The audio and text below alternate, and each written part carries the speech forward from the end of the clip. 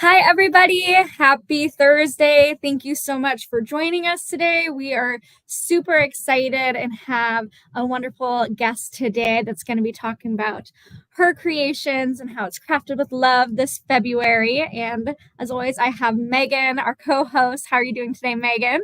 I'm doing great. Thank you. Perfect. Thanks for being here. And then we've got Lynn with SWOOP. Hi, Lynn. How are you today? Hi, so nice to be here today. I know. We're so excited to have you. I know we got to chat last week when we were on another live show with our good friend Kurt Anderson. So we're super excited to have you on the Alaska MEP live show and just talk about SWOOP and being the manufacturer that you are in Alaska. So for those that have never heard about SWOOP and doesn't know what SWOOP is, can we talk about how SWOOP got started and just like a little background? Yeah, of course. So, being an entrepreneur was never on the bucket list. That kind of fell in my lap. But I have been a nurse for about 15, going on 20 years now, and could never find a bra that I love to wear to work. And my complaints kind of went like this. I just felt like bralettes weren't supportive enough for a 12-hour shift. And sports bras were just too tight for 12 hours. Those bras always have a time and a place, but for every day, they just didn't work well. And then I decided I'd make a bra and made it. And the first one, I was kind of like, man, that was pretty cool. I could like make a few changes, made a few changes to it and wore it. And I was like, oh my gosh, this is like the best work bra. Showed it to a friend. They said, wow, that is pretty interesting. Maybe you can make one for me. And then it was just word of mouth and it just kind of spread. So that first year we started a website, but just word of mouth. I was making all the bras myself. And that was 4 years ago. So now we've expanded into a lot of other items. So we have pants and shorts and underwear and tunics. And our bras are still like our best sellers. So that's kind of how we got started. I love that story. And now I'm like, I know we've talked multiple times now, and I'm like a big fan. I have a pair of your pajama bottoms, a bra, and a tunic. So I'm a big fan of SWOOP. I love it so much.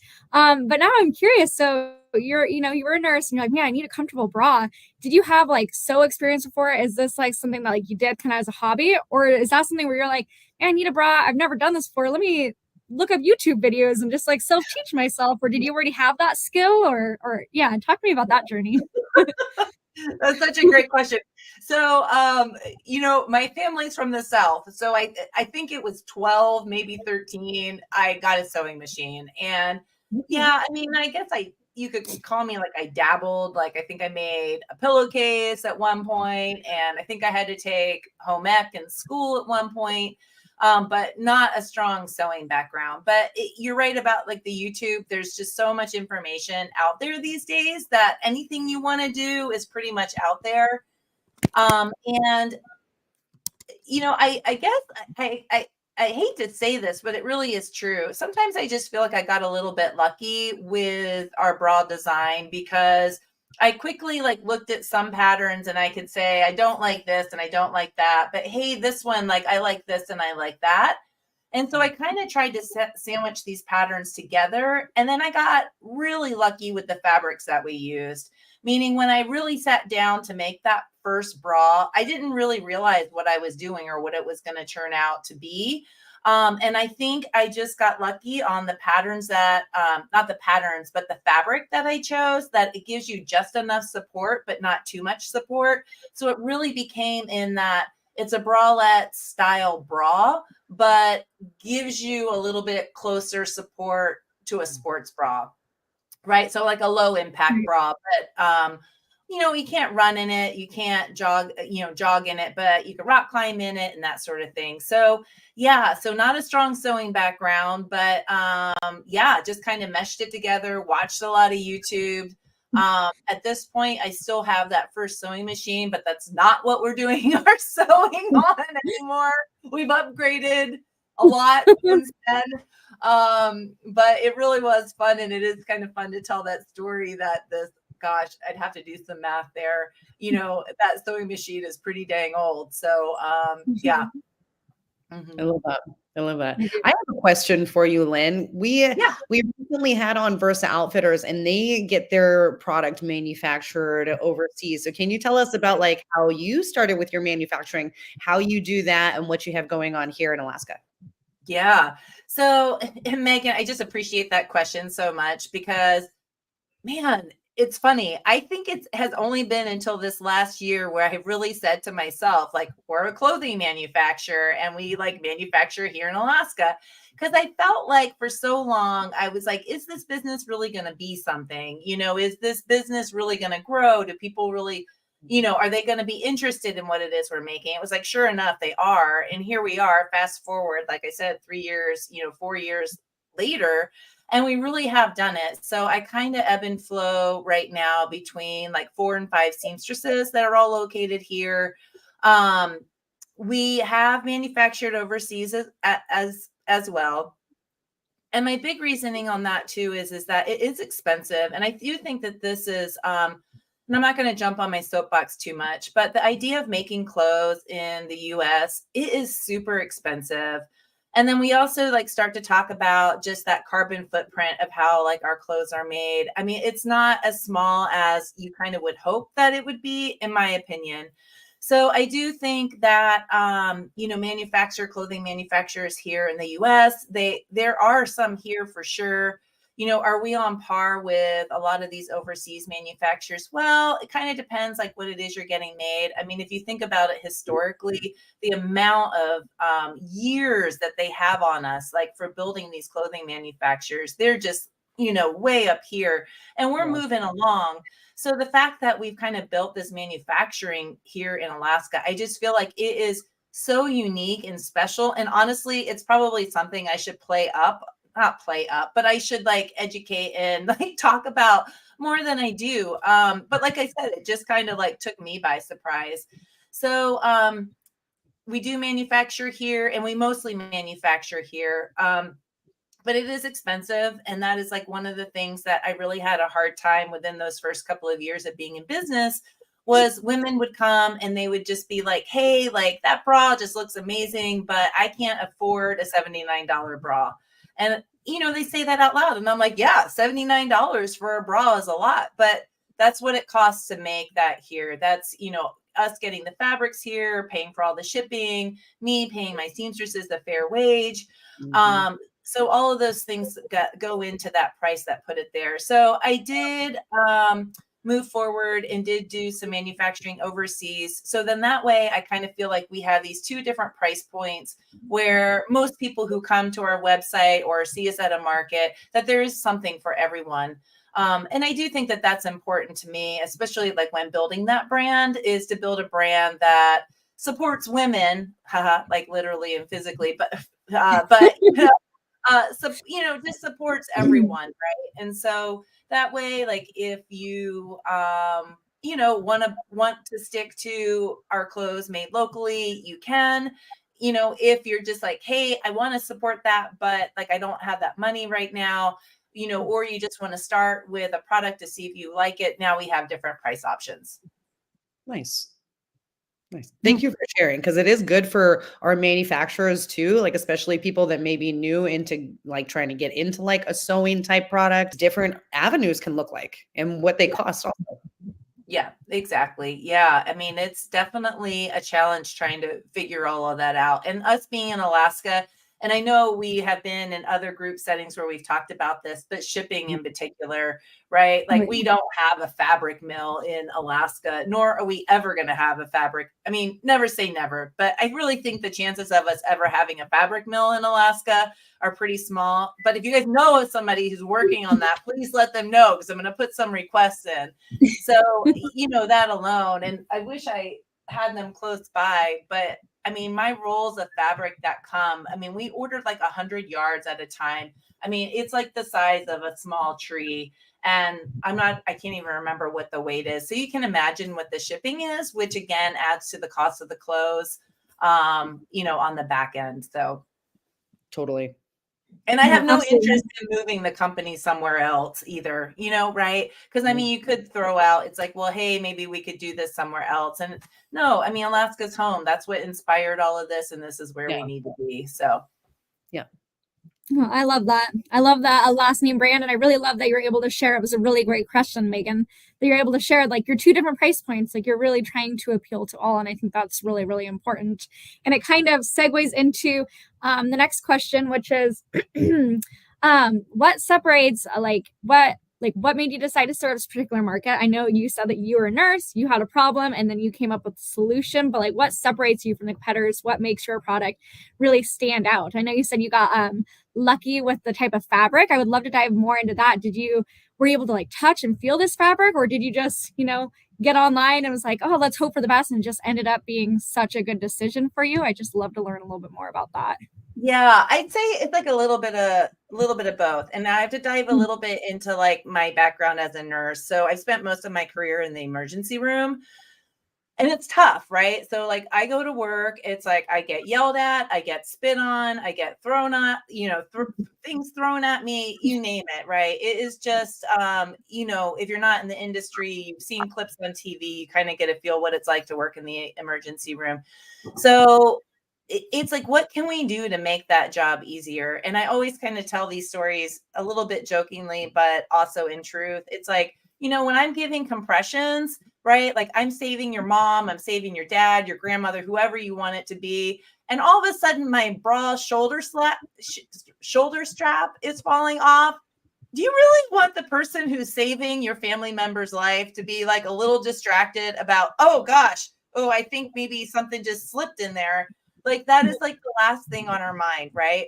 So kind of coming back to that brand or, the things that we use, it was like, I just really felt that when I made this bra, and then especially after I kind of gave it to all the A-list of friends and they all wore it to work and everybody came back around and said, hey, this is like something that's really cool. It just really inspired me to keep doing this, right? Like all of a sudden it became more a mission that like my goal is to have every female, in particular nurses, to try one of our bras. Are they just for nurses? No, absolutely not. Like anybody who has like a busy day or is running errands, they're the perfect fit for that.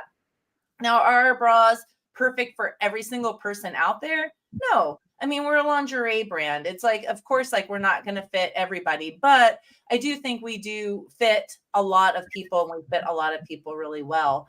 And so, let's see if I can grab one here. I have this rack behind me, but so I'll just show you. So a couple of things like we did different that I just really felt that made our bras a little bit more unique and something that is there a bra exactly like this on the market? Well, I'm going to say no, but is there something similar? Probably. But these are a few things.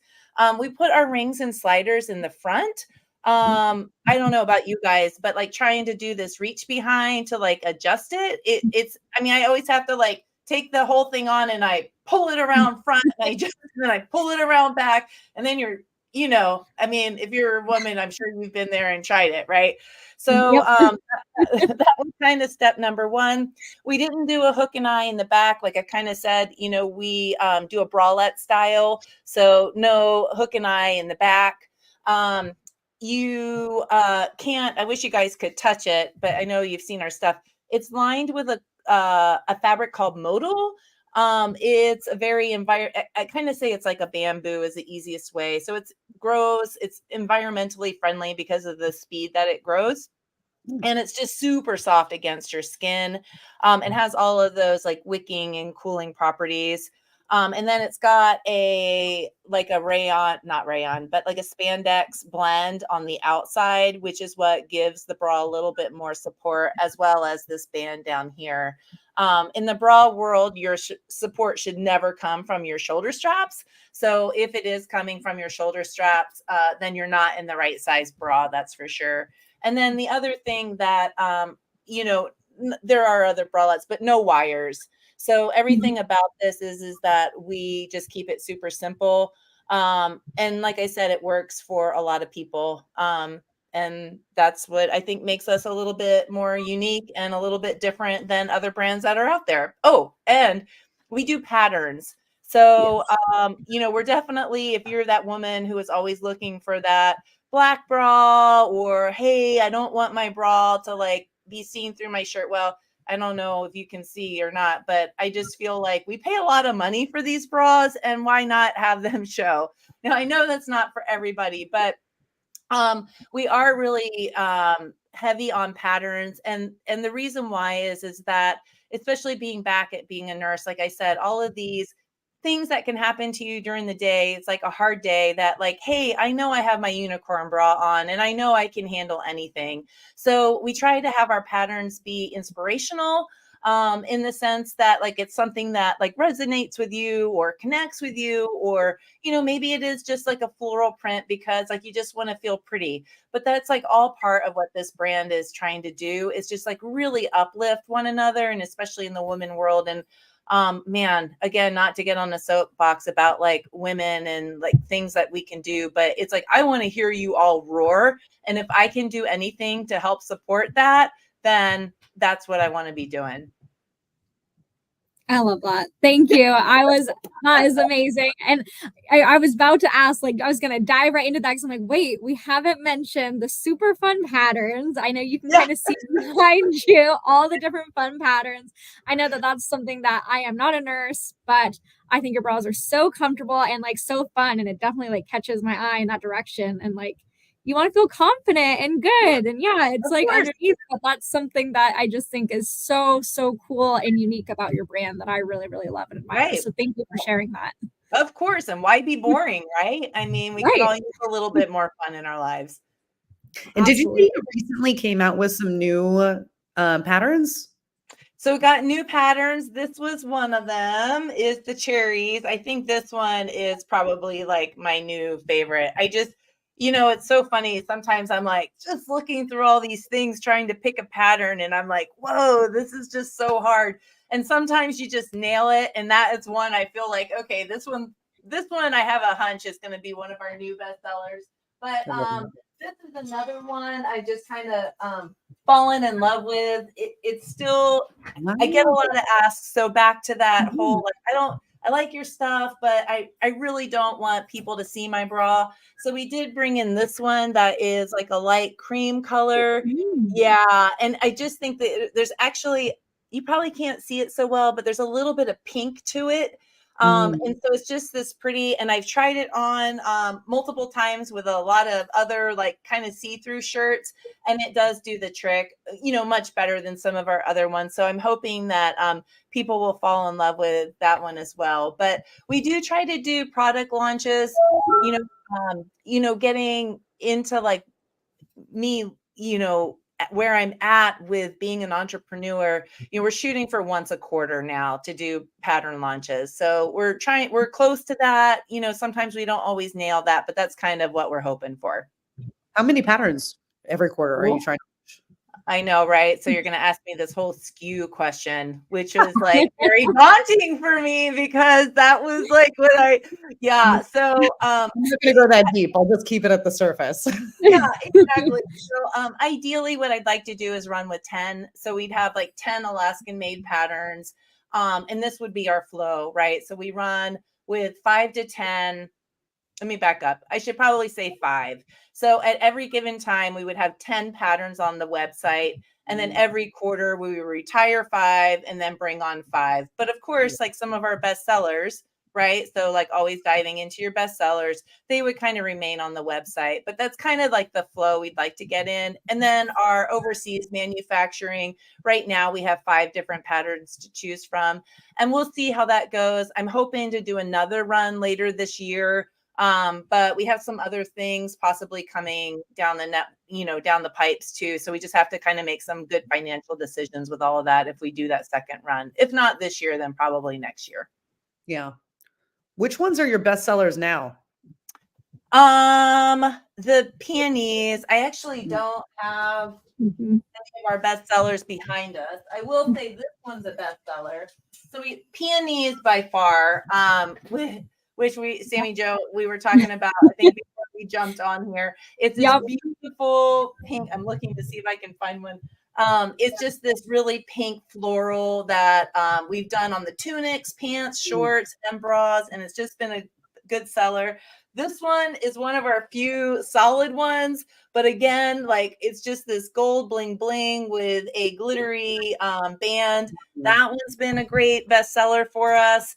And then some of our salmon prints, which again, sorry, I wish I could show you, but don't have any behind me. But we've had some, with being in Alaska, we do try to have a handful that are very Alaskan specific and, bring out all of that wonderfulness that surrounds us. Although today I'm going to say, no, I'm not really surrounded by a whole lot of wonder with all of our weather today, but so those are our best sellers. Nice. I love it. I can vouch for the peonies. I have it in the pajama pants and it is such a fun fabric. So that is definitely one of my favorites. So moving forward, so you have been in operation now for 4 years. So it's super exciting. And I know you talked about how you got started. So what advice would you give to someone maybe watching this video and they have that idea, or maybe they even have like a prototype and they want to like dive in? What advice would you give to someone that's at that idea phase that is going to go to maybe become a startup manufacturer entrepreneur? So I think I would first say surround yourself by mentors or like-minded people. Find people who you can bounce these ideas off of, like the MEP, for example. I mean, they're a great resource. The SBDC, another great resource. I think that those are places to start. I just think that it is like really important when you're starting that business to just be around people who can support you and uplift you in a way that not everybody can. And then I think and I've said this before, but you can't let fear hold you back. There is nothing about starting a business or being an entrepreneur that is easy, right? Because we're just kind of figuring this out. So it is like grab onto that fear and ride that wave. Make smart decisions while you do it, but don't let the fear that one, I can't tell you, we were joking about this the other day. Every single market I go to, I have everything set up and I always think to myself, what if nobody buys anything today? And it is like this genuine fear inside me. Like, what if nobody buys anything today? And it's like, well, you know what? I've been doing this for 4 years. Has there ever been a market where I didn't make a sale? No, we always make a sale. Like people like our stuff. They look forward to seeing the new stuff. So just don't let that fear hold you back. And then I have to say too is slow and steady wins the race, right? So figure out what your best sellers are going to be, dive into your best sellers, because you don't need 15 different products to make that business work. Just slow and steady, one step at a time, and make good choices along the way. I love that. And that actually made me think of another question. I know you started at bras and now you have a few different items. What spot in your business where you're like, man, I'm going to start adding on to our line and we're not just going to be just bras? Like, can we hear a little more about that? Yeah, well, we just kept getting more and more asks. And, that's like a great question. And back, like this kind of ties all of it together. And I'll just show you, like, talk to you about one of my learning experiences. So, we started doing bras. And of course, what goes with a bra is underwear. So it made sense, like logical sense, that our next item that we were going to bring on was underwear. And we just kept getting asked for it.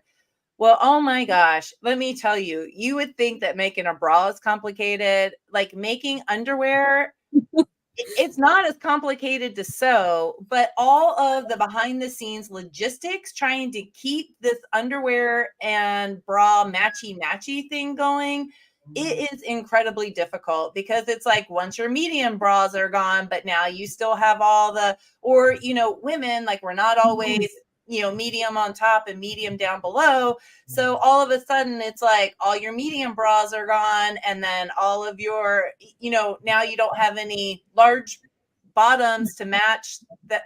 Anyway, it was just really hard to sell them that way. And the idea of selling them as bundles doesn't really work either because of our, mismatching of sizes. So, man, I tried underwear. And finally I was just like, we just can't do this anymore. It was just too hard to keep up. And then also our profit margins weren't that great. So one of the things, and again, like just about sewing clothes, because I do like to share this so people get a better grasp, like, why does it cost so much? So one of the things, which I don't know if you'll be able to see, but when you make a bra, there's like little pieces. So this bra is actually 1, 2, 3, 4, 5 pieces to sew. And I don't have a pair of underwear next to me, but when you do underwear, it's a front and back, but you have to cut like this big. So when you think about it, when you're laying down a yard of fabric and I'm cutting pieces this big versus cutting pieces this big, I can get a lot more little pieces out of a yard of fabric than I can those big pieces. So that's all to say is that when you're manufacturing underwear, it eats up a lot of fabric really quickly, even a little bit more so than the bras. So anyway, we had to say bye to the Alaskan underwear. So we're actually going to have a liquidation sale on Monday on our Instagram live. So if you love our underwear, in and grab a few, that's your time, because we're going to have them really discounted. I have, a box of underwear left and we just want it gone. So we're just going to try to liquidate it, make everybody happy and be done with that. And then we will continue to have underwear that matches our ready to wear. So our overseas manufacturing, we will continue to make underwear in that capacity, but we're not going to make the underwear in Alaska anymore. And so anyway, that was all just to say the test and try, right? So we got all of these asks. It made sense. Let's do the underwear. But when we actually dove in and did it, because we tried for 2 years to make it work, it just was too challenging and you got to let it go. So again, back to telling, people who are just getting started, you have to be flexible with how this goes, right? It's like, if that's not working for you, and you have to be able to take that breath and take a step back and see what's working and what's not working. But if it's not working, you need to let it go. You either got to fix it or let it go. Agreed. So no more Alaskan made underwear. And check out your sale on Monday. Sale on Monday.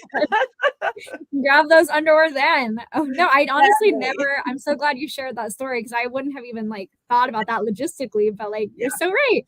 We're all different shapes and sizes. Top is different from bottom, and so to make that all match up has got to be a really big challenge. And so you were able to recognize that, and now you can pivot to some of your best selling items. So yeah, exactly. Yeah. I love it. So the last question that I like to kind of wrap these up with, since I know we're getting at the top of the hour, is what are you most excited about with the future of SWOOP? Oh my gosh, so many things. That's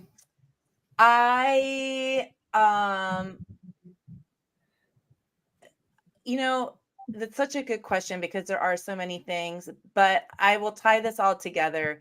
Coming into 2024, I am thinking like a CEO more than I ever have thought that way before. And I owe that to the MEP. So, some of your master classes, I know, I'm not just saying that either, but it has just been you guys and the resources that you have provided and the support. And anytime I have a question, you're just a great place to start, right? And it has, and especially through some of those, I think you call them master classes, if I'm right. I might have the name wrong, but there is so much great information through those. And you have connected me, because it's not always just about the class. It's who you meet in these classes. And these people I have met through them, some of them locally, some of them, out of state, have just been #1 fans and huge supports, and who have really help mentoring me back to, I was saying, surround yourself by people who are good mentors and people that you can have these conversations with. But this is the first year for me where I truly feel like I am the CEO. I've known I've been the CEO, but I'm thinking like a CEO and making business decisions like a CEO.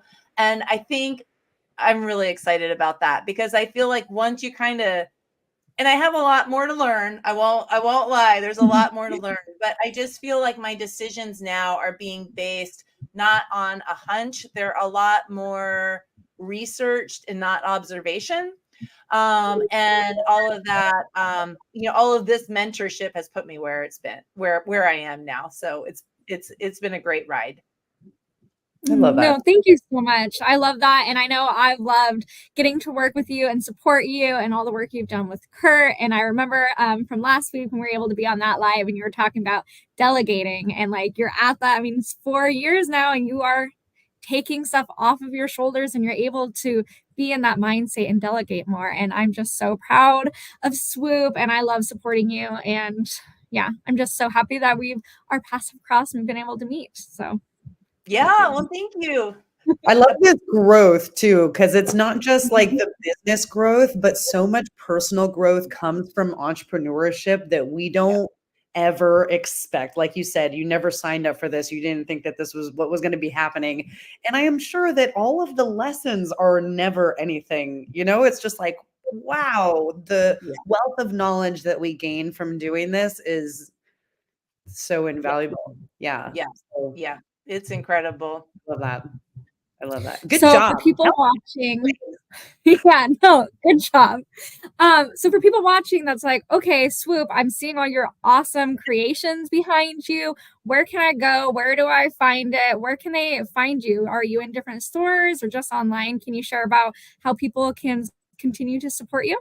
Yeah, absolutely. So the best place for the best selection is our online store, wearswoop.com, wearswoop.com. If you're looking for updates or even when we do run a sale, which isn't all that often, always check us out on Instagram, which is @wearswoop, or when you go to our website, sign up for our emails. That is a great way because oftentimes if we do run sales, we just do it with our email list. So it's always a good place to get on there. As far as stores go, we are in a few stores here locally. REI just got in there last year, which was huge for us. Dos Manos, probably my favorite shop in all of Anchorage. Cycle Chic as well. And oh my gosh, if you haven't been in that store, make sure you go in and see what they sell. Hotel Alyeska, that's another place that's got a pretty good selection of things to pick up. And then there are a few stores in California, but since this is Alaska, we'll just stick with the Alaska bunch. That's perfect. awesome. That is amazing. Thank you so much for sharing where we can find you and continue to support you. And thank you so much for joining us live. It's been a pleasure to chat with you and be able to connect with you and see where SWOOP is going. So thank you so much, Lynn. Thank you. And again, thank you guys for all of your help and support over the years. I wouldn't be here without you guys. Oh, excited to Thank continue you. watching you grow. Yes. Yep. Let's do it. Champion. All right. So we're going to wrap this up, but thank you so much. We do these every other Thursday. So please feel free to join us in 2 more weeks. Thank you. Have a great rest of your week.